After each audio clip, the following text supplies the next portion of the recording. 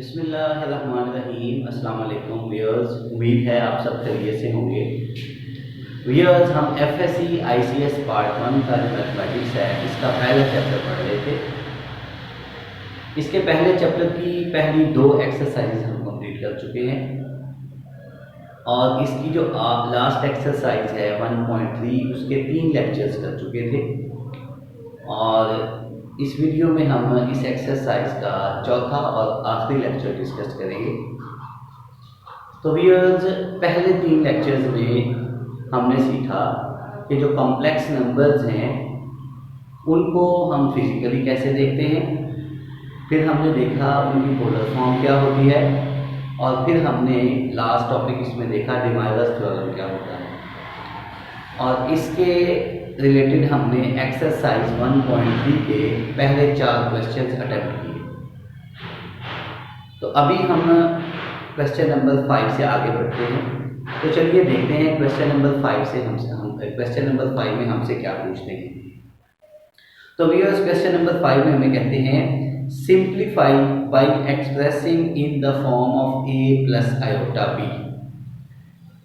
Viewers, हमें ये simplest question given है, हमें नंबर्स दिए गए होंगे, हमने उन्हें कॉम्प्लेक्स नंबर की शक्ल में लिखना है। तो व्यूअर्स देखिएगा, क्वेश्चन नंबर 5 का जो पहला पार्ट है उसमें हमें कहते हैं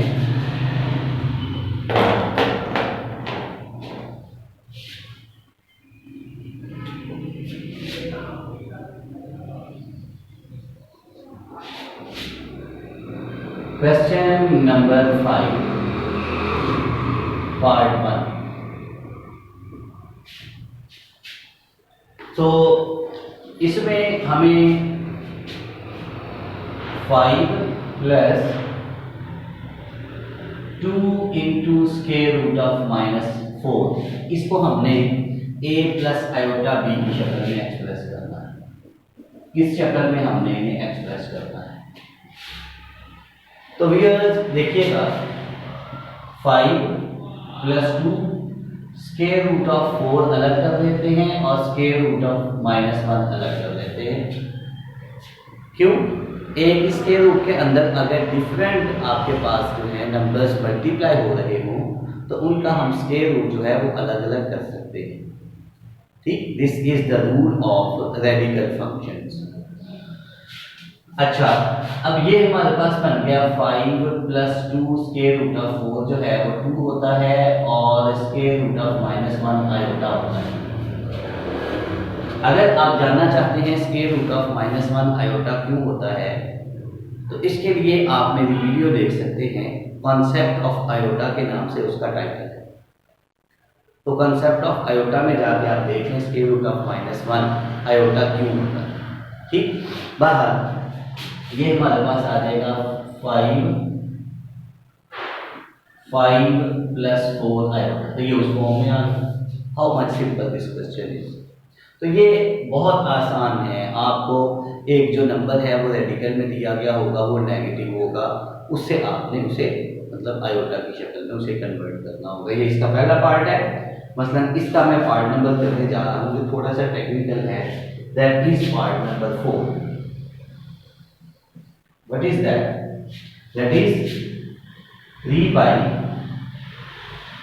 square root of 6 minus square root of -12।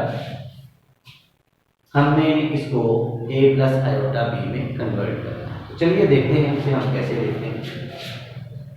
ये बन गया 3 ओवर स्क्वायर रूट ऑफ 6 और ये माइनस स्क्वायर रूट ऑफ 12 अलग कर देंगे और स्क्वायर रूट ऑफ -1 हम अलग कर देंगे। डन। अब ये जो हमारे पास स्क्वायर रूट ऑफ -1 है इसे हमने पिछले क्वेश्चन में भी देखा, क्या बना देंगे हम 3 by square root of 6 minus square root of 12 और ये बन जाएगा आयोटा। अब डिनोमिनेटर में हमारे पास एक कॉम्प्लेक्स नंबर बन गया। ठीक, हमें ये न्यूमरेटर दे चाहिए। तो उसके लिए फिर हमने पिछले क्वेश्चन में, इनफैक्ट पिछली एक्सरसाइज में भी हमने देखा कि हम इसी के कॉन्जुगेट से मल्टीप्लाई और डिवाइड करते हैं। मीन टू से square root of 6 plus square root of 12 iota divided by square root of 6 plus square root of 12 iota. सही। सो व्यूअर्स ये बन जाएगा 3 times square root of 6 plus square root of 12 iota divided by, ये देखिएगा एक दफा minus है एक दफा प्लस है, तो फिर फर्स्ट टर्म का स्क्वायर हो जाएगा, ठीक, minus square root of 12 iota का स्क्वायर हो जाएगा। Is it?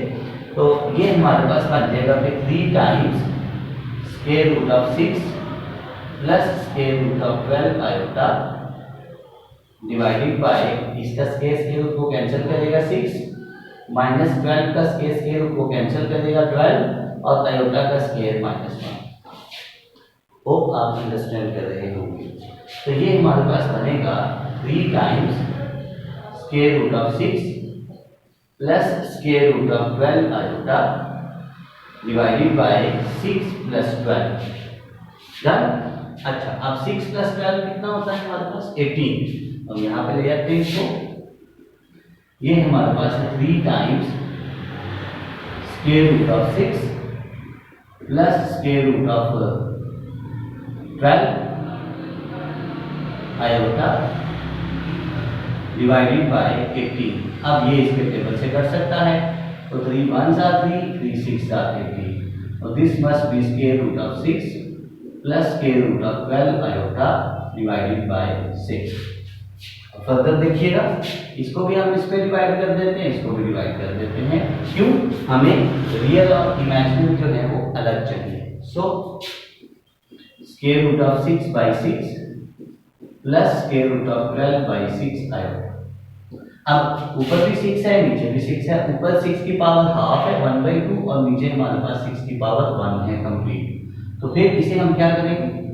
Square root of 6, इसे हम लिख सकते हैं square root of 6 multiplied by 6, ठीक। और same is the case with this one, इसे क्या देते हैं square root of 12 over square root of 6 multiplied by 6, ये आएगा। क्यों? ये स्क्वायर रूट को काट देगा, लेकिन हम ऐसा क्यों कर रहे हैं ये देखिएगा। ये बन जाएगा square root of 6 by 6 multiplied by 6 plus square root of 12 by 6 multiplied by 6 आएगा। ये देखिएगा ये 6 इसको कैंसिल करेगा, तो ये बन जाएगा 1 by square root of 6 plus ये देखिएगा 6 1s 6 2s are 12 और 2 3s, ये 1 बाई स्क्वायर रूट ऑफ 3 आएगा। So this is your final required form. ये देखिएगा ये हमारे पास a प्लस ये b ये डन। तो ये बहुत सिंपल क्वेश्चंस हैं। पहले आपने ये नेगेटिव जो है ना रेडिकल साइन में, ठीक, रेडिकल के अंदर जो नंबर के साथ नेगेटिव साइन है उसे आप आयोटा में कन्वर्ट करोगे, अगर तो उसकी फॉर्म डायरेक्ट बन जाती है वेल एंड गुड। अगर डिनोमिनेटर में कॉम्प्लेक्स नंबर आ जाता है तो उसे आप कॉन्जुगेट से मल्टीप्लाई और डिवाइड करके सिंपलीफाई करोगे, ठीक। वो आपने ये क्वेश्चन अंडरस्टैंड किया होगा, सिंपल क्वेश्चन, ठीक। तो हम बढ़ते हैं क्वेश्चन नंबर 6 की तरफ। ये हमारा क्वेश्चन नंबर 5 था, हम क्वेश्चन नंबर 6 की तरफ बढ़ते हैं।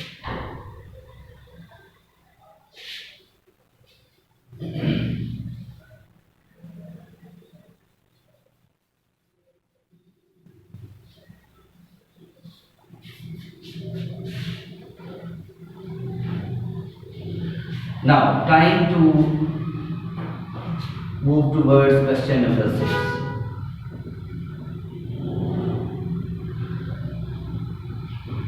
Whereas question number 6 में हमें कहते हैं show that for all z belongs to C, यानी for all complex numbers, पहला जो पार्ट है उसमें हमें प्रूव ये करना है कि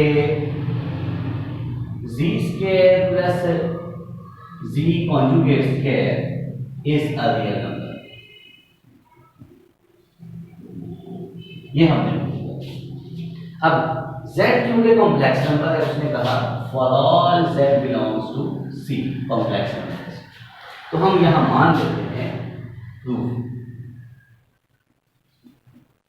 प्रूफ में हम मान लेते हैं कि z is equal to x plus iota y, क्योंकि ये कॉम्प्लेक्स नंबर है और कॉम्प्लेक्स नंबर की डेफिनेशन का हमें पता है, जहां पे ये x और y जो हैं ये रियल नंबर्स हैं और आयोटा जो है वो स्क्वायर रूट ऑफ -1 है।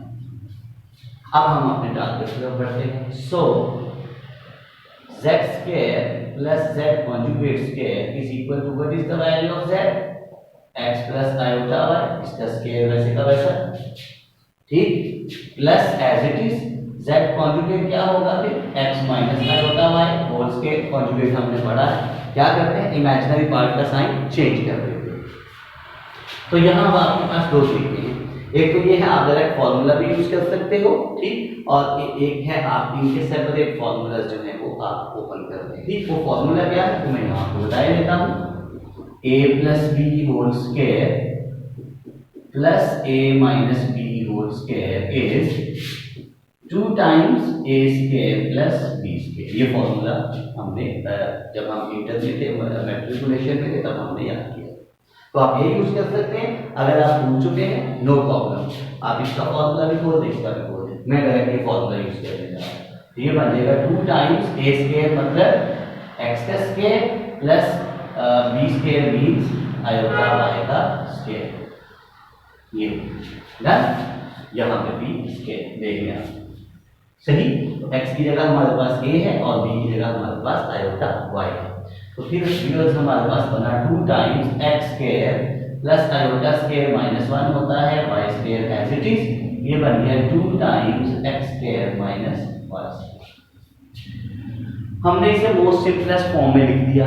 तो व्यूअर्स आप देख रहे हैं इसमें आप आयोटा नहीं रहा, अगर कॉम्प्लेक्स नंबर में आयोटा नहीं होता तो मैंने जब कॉम्प्लेक्स नंबर पढ़ाया था उसमें मैंने उस लेक्चर में आप देख सकते हैं कि अगर किसी कॉम्प्लेक्स नंबर में इमेजिनरी पार्ट वैनिश हो जाए, इमेजिनरी पार्ट जीरो हो जाए, तो वो कॉम्प्लेक्स नंबर जो है वो रियल नंबर में कन्वर्ट हो जाएगा, मतलब ये एक रियल नंबर। ये proof how much simple this proof is. आप कॉम्प्लेक्स नंबर सपोज करें और आप इसमें वैल्यू पुट करते हैं, इसको सिंपलीफाई करते हैं, ठीक। और सेकंड पार्ट क्या कहता है, सेकंड पार्ट में हमें कहते हैं सेकंड पार्ट, ये इसका हमारे पास है। फर्स्ट पार्ट हो गया कंप्लीट, सेकंड पार्ट में कहते हैं कि ये प्रूव करना है z minus z conjugate whole square is a real. No problem, हमने पहले सपोज किया हो तो प्रूफ में चलिएगा, प्रूफ में चले तो फिर हमें z minus z conjugate whole square, इसे इसमें हमने वैल्यूज भी प्लेस कर दी है, तो z की वैल्यू हमारे पास है x plus iota y, done, और माइनस एज इट इज, और z कॉन्जुगेट की वैल्यू हमारे पास है x माइनस आयोटा y, ठीक। और इस सारे का हमारे पास ये स्क्वायर है, सही। आई थिंक आप अंडरस्टैंड कर रहे हैं, आगे देखिएगा। अब ये हम ब्रैकेट्स ओपन कर देते हैं, ठीक। तो ब्रैकेट्स ओपन करिए, x plus iota y minus x plus iota y whole square, done. अच्छा, अब ये देखिएगा, ये पॉजिटिव x और ये नेगेटिव x एक दूसरे को कट करेंगे, तो ये आयोटा y हो जाएगा 2 आयोटा y, और इस सारे का हमारे पास है स्क्वायर, ठीक। अब देखिएगा कि 2 का स्क्वायर 4 हो जाएगा, आयोटा का स्क्वायर -1 हो जाएगा, और इस y का square as it is, done.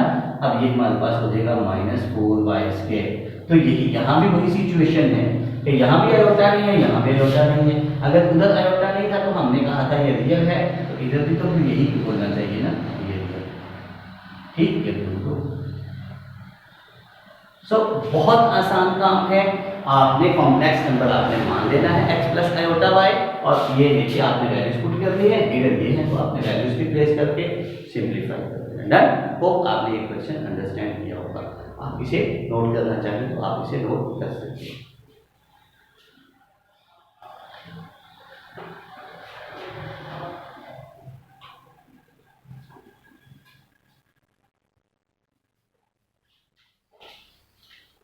हाँ जी, I am going to remove this. अब टाइम है हमारे पास इस एक्सरसाइज का जो लास्ट क्वेश्चन है, क्वेश्चन नंबर 7, उसकी तरफ बढ़ने। तो ये देखिएगा वो क्वेश्चन है क्या, कहते हैं simplify the following. Question number 7, we have to simplify very first part हमारे पास है -1/2 plus square root of 3/2 iota और इस सारे का क्यूब। अब ये हमारे पास एक कॉम्प्लेक्स नंबर है। अब कॉम्प्लेक्स नंबर की पावर आ गई है। अब ये पावर तो 3 है, हमारी रेंज में है, हम क्यूब वाला फॉर्मूला इसे लगा के इसे हम सिंप्लीफाई कर सकते हैं। लेट्स से यहाँ पे पावर 4 आ जाती, 5 आ जाती, 6, 8, 10, ये तो हमारे पास इंटीग्रल पावर्स हैं, टाइम टेकिंग होता। अगर यहाँ पे पावर 1/3 आ जाती, 1/4 आ जाती, तो फिर हमारे लिए एक प्रॉब्लम क्रिएट हो जाता। तो उसका फिर सोल्यूशन जो है वो आपको याद होगा, इसी एक्सरसाइज में हमने लेक्चर में पढ़ा था, डी माइलर्स थ्योरम। तो अगर तो पावर छोटी हो तो आप उसे डायरेक्ट भी आप सिंप्लीफाई कर सकते हो। क्यों? उसने कहा है सिंप्लीफाई, उसने कोई रिस्ट्रिक्शन नहीं लगाई। सही, आप इसे डायरेक्ट भी सिंप्लीफाई कर सकते हो। अगर आप ऐसा नहीं करना चाहते, ठीक, आप लाजमी डी माइलर्स थ्योरम अप्लाई करना चाहते हो तो आप वो भी कर सकते हैं, मैं वो भी यहाँ पे सिखाऊंगा। तो हम इसका फर्स्ट मेथड देखते हैं, ठीक, तो फिर हम अल्टरनेट मेथड वहां पे देखेंगे। तो देखिएगा, तो व्यूअर्स इसका सबसे पहले आप एलसीएम ले, जो 2 आ जाएगा, ये बन जाएगा -1 plus square root of 3 iota और इस सारे का हमारे पास है क्यूब।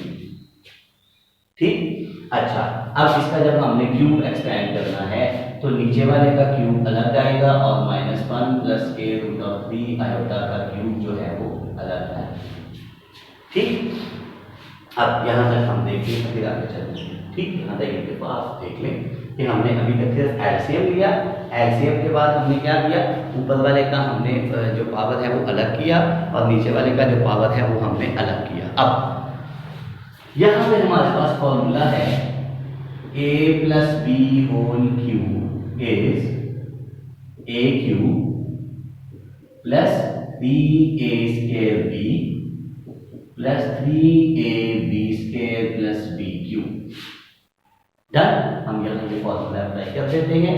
मतलब we have -1 instead of a and square root of 3 iota instead of b। तो क्या बनेगा फिर, a cube plus b cube, sorry, a cube plus 3a square b plus 3ab square plus b cube. ठीक, अब हमने यहाँ पे values replace कर दी है। तो a की जगह हमारे पास -1, ठीक है, a की जगह -1 डन, और b की जगह देखिएगा स्क्वायर रूट ऑफ 3 आयोटा, यहाँ पे भी स्क्वायर रूट ऑफ 3 आयोटा और यहाँ पे भी हमारे पास स्क्वायर रूट ऑफ 3 आयोटा। ठीक, हमने ये फॉर्मूला यूटिलाइज किया वहां, और अपॉन 2 का cube, 2 2s are 4 2s are 8 time simplification. -1 का क्यूब है तो ये -1 आएगा। ठीक, अब देखिएगा प्लस 3 टाइम्स -1 का स्क्वायर 1 आएगा और ये स्क्वायर रूट ऑफ 3 आयोटा है। अब ये देखिएगा plus into minus minus, 3 1s are 3 और ये देखिएगा 3 का स्क्वायर उससे उड़ जाएगा और आयोटा का स्क्वायर फिर -1 आ जाएगा। सही, फिर देखिए 3 इंटू -1 -3 आ गया और ये स्क्वायर रूट ऑफ 3 का स्क्वायर फिर 3 बन जाएगा और ये आयोटा का स्क्वायर -1। और इसे हम देते हैं, देखिएगा स्क्वायर रूट ऑफ 3 का क्यूब है और आयोटा का भी क्यूब है और अपॉन हमारे पास है 8। तो व्यूअर्स देखिएगा फिर ये हो जाएगा -1 और ये बन जाएगा plus 3 1s are 3 into square root of 3 iota और minus minus plus 3 3s are 9। ठीक है, और प्लस इसे देखिएगा स्क्वायर रूट ऑफ 3 का स्क्वायर अलग कर देते हैं और एक स्क्वायर रूट ऑफ 3 जो है वो हम अलग कर देते हैं। पावर 3 है, एक 2 पावर ये और 1 पावर, और आयोटा क्यूब को लिख सकते हैं आयोटा स्क्वायर इंटू आयोटा। ठीक हो गया, और अपॉन हमारे पास है 8। सही, तो व्यूअर्स आगे देखिएगा हमारे पास -1 plus 3 square root of 3 iota plus 9 और फिर ये हमारे पास ये square root of 3 square root से हो जाएगा, ठीक, ये आ जाएगा प्लस 3 डन। और ये square root of 3 as it is, iota का स्क्वायर -1 और ये आयोटा एज इट इज, और अपॉन हमारे पास क्या है 8। सही, तो व्यूअर्स बाकी हम आगे यहाँ पे ले आते हैं। तो हमारे पास बनेगा -1 plus 3 square root of 3 iota plus 9 और फिर प्लस माइनस ये minus 3 square root of 3 iota और फिर हमारे पास है, ठीक, ये हमारे पास कंप्लीट हो गया। अब अपॉन हमारे पास है 8 डन। तो देखिएगा फिर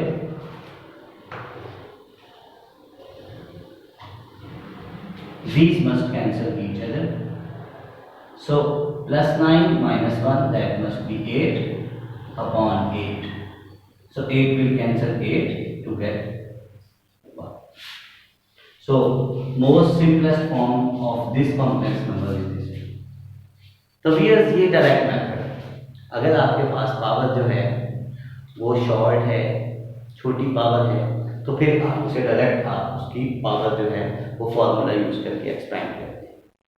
अगर आपके पास पावर टिपिकल आ जाती है, मुश्किल आ जाती है, तो उसके लिए इसी का मैं अल्टरनेट मेथड करने जा रहा हूँ। ध्यान से देखिएगा, थोड़ा सा टाइम टेकिंग है तो, लेकिन इंशाल्लाह आप समझेंगे। देखेंगे हम यहाँ पे देखेंगे डिमाइवर्स थ्योरम हमने कैसे अप्लाई किया।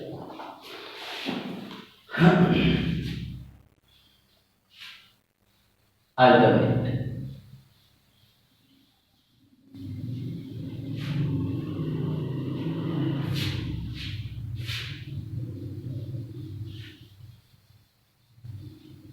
जी, अल्टरनेट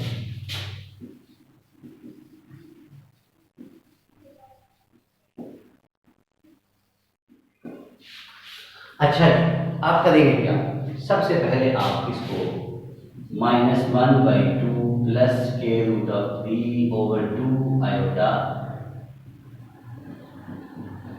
इस सारे का हमारे पास क्यूब है, इसे आप लिख देंगे r cos theta plus iota r sin theta whole power 3। कैसे बना?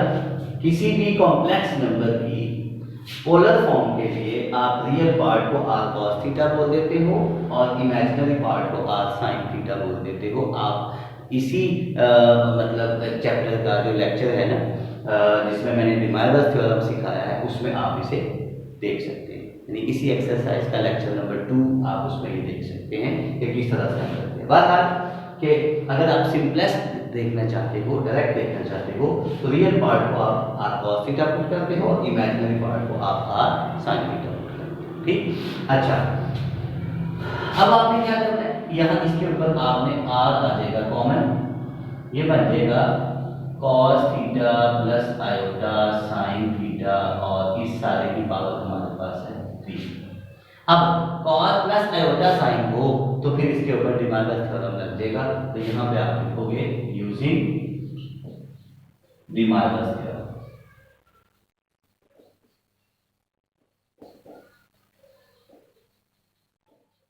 अब डिमाइवर्स थ्योरम कैसे अप्लाई होता है, यहाँ पे मैं लिख देता हूँ कि आपके पास है r cos theta plus iota sin theta whole raise to power n is equal to r power n as it is, और ये बन जाता है हमारे पास cos n theta plus iota sin n theta. Meaning to say ये जो power है r को तो वैसे ही मिल जाती है, ठीक, बट ये cos और sin के जो एंगल्स हैं इनके साथ ये पावर मल्टीप्लाई हो जाती है, ठीक। हो आपने अंडरस्टैंड किया होगा। अब इसके ऊपर डिमाइवर्स थ्योरम अप्लाई करें तो क्या बन जाएगा फिर r³ cos 3 theta plus iota sin 3 theta, ये अब देखें यहाँ से पावर खत्म हो गई। अब आपको वैल्यू चाहिए r की और थीटा की, वो आपने देखनी है कैसे निकालनी, ठीक। सो इसके लिए आप लोगों ने इंटर में पढ़ा हुआ है कि किस तरह से आप जो है वो रेफरेंस एंगल देखते हो, अगर आपको एक्स और वाई की वैल्यूज गिवन है तो फिर आप उससे कॉस थीटा और साइन थीटा की वैल्यूज कैसे निकालते हो, तो वो हम यहाँ पे अप्लाई करेंगे। ठीक, तो फिर देखिएगा फॉर आर, सबसे पहले फॉर आर क्या होता है बोला, आर होता है modulus of the complex number. ठीक, कि ओरिजिन से लेके जिस पॉइंट पे वो कॉम्प्लेक्स नंबर हमने प्लॉट किया वहां तक का ये डिस्टेंस होता है, जिसे हम मॉडुलस भी कहते हैं और डिस्टेंस भी कहते हैं किसी भी कॉम्प्लेक्स नंबर का ओरिजिन से। और उसका फॉर्मूला क्या होता है, r is equal to square root of real का स्क्वायर प्लस इमेजिनरी का स्क्वायर। अब यहाँ हमारे पास ये x है, ये वाला, और ये हमारे पास y है। ठीक, अच्छा, अब यहाँ पे हमारे पास स्क्वायर रूट ऑफ, चेक करिएगा, what is the value of x, -1/2 और इसका square as it is, plus the value of y is square root of 3/2 और इसका स्क्वायर एज इट इज। ठीक, तो ये हमारे पास बन जाएगा viewers 1/4 plus 3/4, done.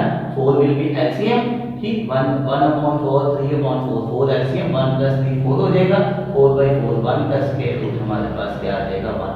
So the final value of r is 1, ये हम ढूंढ चुके। सही, अच्छा, अब किसके लिए हमने काम करना है, थीटा के लिए काम करना है, तो वो आपने थोड़ा सा ध्यान से देखना है कि थीटा कैसे ढूंढेंगे। For theta,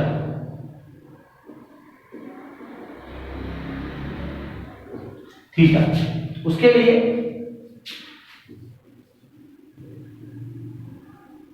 theta is equal to tan inverse of y by x। तो थीटा के लिए आप क्या करते हो, आप वीडियो पिछली वीडियो में देख सकते हैं कि tan inverse of imaginary part over real part. ठीक, सो यहाँ पे हमारे पास देखिए y की वैल्यू क्या है बता, theta is equal to tan inverse of the value of y is square root of 3/2 and the value of x is -1/2। Done, ये हमारे पास 2 इस 2 को कैंसिल करेगा तो हमारे पास आ जाएगा tan inverse of square root of 3 over -1, यानी हमारे पास बनेगा tan inverse of minus square root of 3। अब ये साइन नेगेटिव आ रहा है, लेकिन ये आपने याद रखना है ये नेगेटिव किसकी वजह से आ रहा है, रियल की वजह से आ रहा है, इमेजिनरी की वजह से आ रहा है। तो उसके लिए फिर आपको देखना पड़ेगा कि ये कॉम्प्लेक्स नंबर किस क्वाड्रेंट में लाई कर रहा है। तो फिर हम चलते हैं, देखते हैं कि ये जो कॉम्प्लेक्स नंबर है ये किस क्वाड्रेंट में लाई कर रहा है। देखिए, पहले में हमारे पास रियल भी पॉजिटिव, इमेजिनरी भी पॉजिटिव, दूसरे में रियल नेगेटिव, इमेजिनरी पॉजिटिव, तीसरे में दोनों नेगेटिव, और चौथे में रियल पॉजिटिव जबकि इमेजिनरी नेगेटिव। अब ये रियल नेगेटिव है, इमेजिनरी पॉजिटिव है, तो डेफिनेटली ये फिर यहाँ पे आ रहा है। ठीक, ये हमारा क्वाड्रेंट है। अब याद रखिएगा, ये आपने ऑलरेडी जो है वो ट्रिग्नोमेट्री में सीखा हुआ है कि पहले क्वाड्रेंट में थीटा थीटा ही रहता है, which is less than 90 but greater than और इक्वल टू 0, पहले क्वाड्रेंट। सेकंड क्वाड्रेंट में हमारे पास होता है पाई माइनस थीटा। ठीक, पाई माइनस थीटा कहते थे इसको, और तीसरे के लिए आप कह देते हो पाई प्लस थीटा, और चौथे के लिए आप कहते हो 2 पाई माइनस थीटा। ठीक, और भी हमारे पास ऑप्शंस होते हैं, बट बेस्ट आर दीस कि अगर पहले क्वाड्रेंट में आए थीटा थीटा ही रहता है और उसकी वैल्यू 90 से छोटी होती है। जब कभी भी आप किसी भी नंबर का मतलब इनवर्स tan निकालोगे तो वो आपके पास एंगल जो है वो पहले क्वाड्रेंट में आएगा, अगर आपने नेगेटिव साइन नहीं लगाया हुआ होगा। उसके अकॉर्डिंगली फिर आपने उसे अपने क्वाड्रेंट में जो आपका रेफरेंस क्वाड्रेंट है आपने उसे ले जाना है। अब देखिए, यहाँ से हमें पता चला कि ये सेकंड क्वाड्रेंट में, और सेकंड क्वाड्रेंट के लिए हमें जो भी हमारे पास थीटा की वैल्यू आएगी उससे हमने पाई में से माइनस कर देना।